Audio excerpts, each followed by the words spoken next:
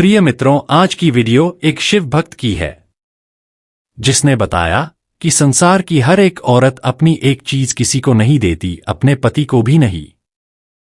दोस्तों, इस वीडियो को अंत तक और पूरा जरूर देखें। यह वीडियो बहुत ही सुंदर और ज्ञानवर्धक है। चलिए इस वीडियो को शुरू करते हैं। प्राचीन काल में एक सुदूर नाम का गांव था, जहां एक घना जंगल हुआ करता था। उस जंगल में एक विशालकाय सांप रहता था, जिसे सभी लोग नागेश्वर कहकर बुलाते थे। वह सांप साधारण सांप नहीं था, बल्कि भगवान शिव का परम भक्त था। गांव के लोग नागेश्वर से डरते थे, लेकिन यह बात भी सबको मालूम थी कि वह सांप किसी को बिना कारण हानि नहीं पहुंचाता। वह हर सोमवार को शिवलिंग के पास जाकर ध्यानमग्न हो जाता और घंटों भगवान शिव का जाप करता। मंदिर के पुजारी ने भी कई बार उसे देखा था और यह मान लिया था कि वह सांप वास्तव में भगवान शिव का भक्त है। मंदिर के पुजारी ने गांव वालों को बताया था कि उस सांप की आंखों में एक अद्भुत प्रकाश है, जैसे वह सांप सदियों से भगवान शिव की पूजा कर रहा हो। एक दिन एक साधु उस जंगल में आया। साधु को शिव भक्ति के बारे में गहरी रुचि थी और उसने नागेश्वर के बारे में सुना तो उसे देखने के लिए मंदिर पहुंचा। साधु ने देखा कि नागेश्वर सचमुच ध्यान में बैठा हुआ है, जैसे वह किसी से संवाद कर रहा हो। साधु ने कुछ मंत्र पढ़े और आश्चर्यजनक रूप से सांप ने अपनी आंखें खोल दीं। साधु ने सांप से पूछा, हे नागेश्वर, तुम शिव भक्त हो, यह तो सभी जानते हैं, लेकिन मैं जानना चाहता हूं कि तुम्हारी भक्ति में ऐसी क्या बात है जो तुम्हें इतना विशेष बनाती है। नागेश्वर ने फुफकारते हुए कहा, मैं शिव का भक्त हूं, लेकिन मैं तुम्हें एक रहस्य बताना चाहता हूं। औरतों में एक ऐसी चीज होती है जो वे कभी किसी को नहीं देती, यहां तक कि अपने पति को भी नहीं। साधु को सांप की बात में गहरी रुचि हुई। उसने पूछा, ऐसी कौन सी बात है जिसे औरत अपने पति को भी नहीं देती? क्या यह कोई रहस्य है? सांप ने कहा, यह बात समझने के लिए तुम्हें मेरे साथ रहना होगा।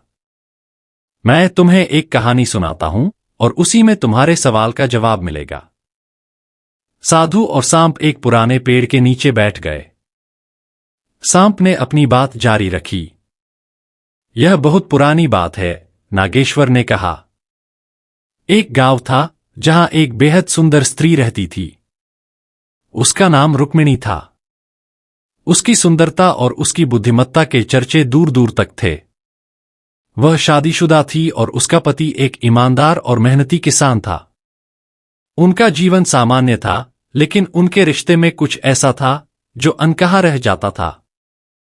नागेश्वर ने आगे बताया, रुक्मिणी दिखने में जितनी सुंदर थी, उतनी ही रहस्यमयी भी। गांव के लोग उसके बारे में तरह तरह की बातें करते थे। कुछ लोग कहते थे कि उसकी हंसी में जादू है, तो कुछ कहते थे कि वह भगवान शिव की प्रिय भक्त है। लेकिन एक बात हर कोई मानता था, रुक्मिणी का दिल किसी को पूरी तरह नहीं मिला, यहां तक कि उसके पति को भी। साधु ने उत्सुकता से पूछा, ऐसा क्यों? क्या वह अपने पति से प्रेम नहीं करती थी? नागेश्वर मुस्कुराया। प्रेम करती थी, लेकिन उसकी आत्मा का एक हिस्सा ऐसा था जिसे वह किसी को नहीं सौंपती थी। और यही वह रहस्य है जिसे समझने के लिए तुम्हें धैर्य रखना होगा। एक दिन गांव में खबर फैली कि रुक्मिणी हर पूर्णिमा की रात जंगल के शिव मंदिर में जाती है।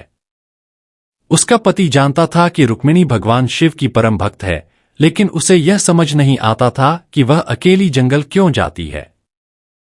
एक रात उसने रुक्मिणी का पीछा किया। रुक्मिणी शिवलिंग के पास पहुंची, दीपक जलाया और ध्यानमग्न हो गई। वह भगवान शिव से कुछ कह रही थी, लेकिन उसके पति को वह बात सुनाई नहीं दी। तभी मंदिर के पास से नागेश्वर निकल आया। वह रुक्मिणी के सामने बैठ गया, जैसे वह दोनों एक दूसरे को जानते हों। नागेश्वर ने रुक्मिणी से कहा, तुम हर पूर्णिमा यहां आती हो और अपनी मन की बात कहती हो, लेकिन तुमने अपने पति से यह बात कभी साझा क्यों नहीं की? रुक्मिणी ने शांत स्वर में जवाब दिया, नागेश्वर, पति पत्नी का रिश्ता सांसारिक है। मैं उससे प्रेम करती हूं, लेकिन मेरे अंदर एक ऐसा हिस्सा है जो केवल शिव का है। वह भाग मैं किसी को नहीं दे सकती, यहां तक कि अपने पति को भी नहीं। यह मेरा आत्मिक सत्य है। यह सुनकर साधु और भी जिज्ञासु हो गया।